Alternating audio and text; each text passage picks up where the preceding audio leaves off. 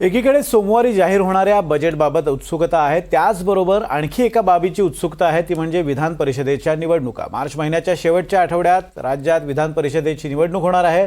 पण विधान परिषदेच्या या 5 जागांसाठी महायुतीच्या 3ही पक्षांमध्ये इच्छुकांची सुनामी आली आहे असं म्हटलं तर वावगं ठरणार नाही।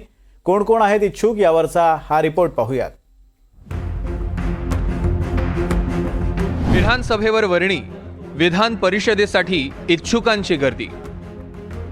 विधानसभा निवडणुकीत विधान परिषदेवरचे 5 जण निवडून विधानसभेवर गेले, ज्यात शिंदे गटाचे आमशा पाडवी, भाजपचे प्रवीण दटके, रमेश कराड, गोपीचंद पडळकर आणि राष्ट्रवादीचे राजेश विटेकरांचा समावेश आहे। यानंतर आता विधान परिषदेत 5 जागा रिक्त झाल्या। विधान परिषदेच्या 5 जागांसाठी 27 मार्चला मतमोजणी होणार आहे। शिंदे गट आणि अजित पवार गटाच्या वाट्याला प्रत्येकी एक जागा येणार आहे। पण अजित पवार आणि शिंदे गटात या एका जागेसाठी अक्षरशः रस्सीखेच सुरू आहे। अजित पवार गटाकडनं चर्चेतली नावं आहेत झिशान सिद्दीकी, आनंद परांजपे आणि संग्राम कोलते। शिंदे गटाकडनं चर्चेतील नावं आहेत रवींद्र फाटक, शीतल म्हात्रे आणि चंद्रकांत रघुवंशी। नाही, रस्सीखेच होणारच आहे, कारण की अनेक जण इच्छुक आहेत आणि संख्याबळ पाहता 45चा एक कोठा असतो, त्या 45चा किंवा 50चा जो काही कोठा असेल त्या अनुषंगानं एक उमेदवार जातोय। म्हणून आता यामध्ये कुणाला द्यायचा याचा निर्णय त्या पक्षाचे प्रमुख घेतील। साहजिक आहे, प्रत्येक पक्षामध्ये प्रत्येकाला अपेक्षित असतं की आपण विधान परिषदेवर संधी मिळाली पाहिजे। आता पराभूत आमदार आहेत, त्यांनाही वाटतं आपल्याला संधी मिळावी, काही लोकांचं पुनर्वसन करायचं असतं, पण अंतिम निर्णय हे पार्लमेंटरी बोर्ड घेत असतो। त्यामध्ये आमच्या पक्षाचे वरिष्ठ नेते अंतिम निर्णय घेतील आणि जे त्यांना योग्य वाटेल तोच विधिमंडळात येईल।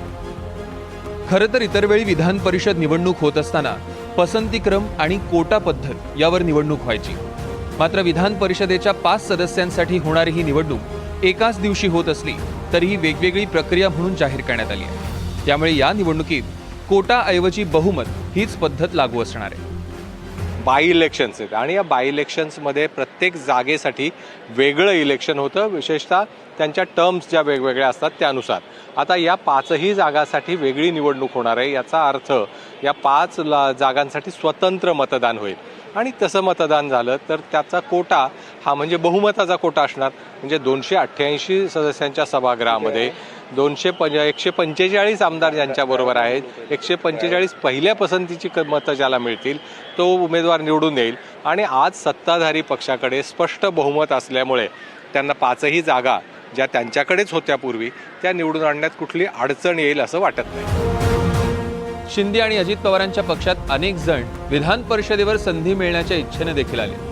अनेकांना तशी आश्वासनं दिल्याचीही चर्चा आहे आणि हीच आश्वासनं आता शिंदे आणि अजित पवारांसाठी डोकेदुखी ठरत आहेत। त्यांचं ते बघून घेतील, नाहीतरी आत्ता कुठे सगळं कोलवारच चाललेला आहे आपसात। ते पाहतोय आम्ही, सत्ताधाऱ्यांची तोंडं काही एका दिशेला दिसत नाहीत। त्यामुळं 5 जागेवर काय 50 जागा असले तरी त्यांनी आत्तापर्यंत दिलेली आश्वासनं 100 जागेवरच आहेत। म्हणजे सभागृहामध्ये संख्या आहे त्यापेक्षा तिप्पट लोकांना त्यांनी आश्वासन देऊन बोळवण केली आहे आणि हेही चाललेत आम्हाला विधान परिषद, आम्हाला विधान परिषद। उद्या यांना विधान परिषद येण्यापेक्षा यांच्या हातामध्ये काठी देतील आणि आमचे जनावरं राखा म्हणून सांगतील। आता डोकेदुखी वाढणार, त्यामुळे डोकेदुखी वाढली पाहिजे।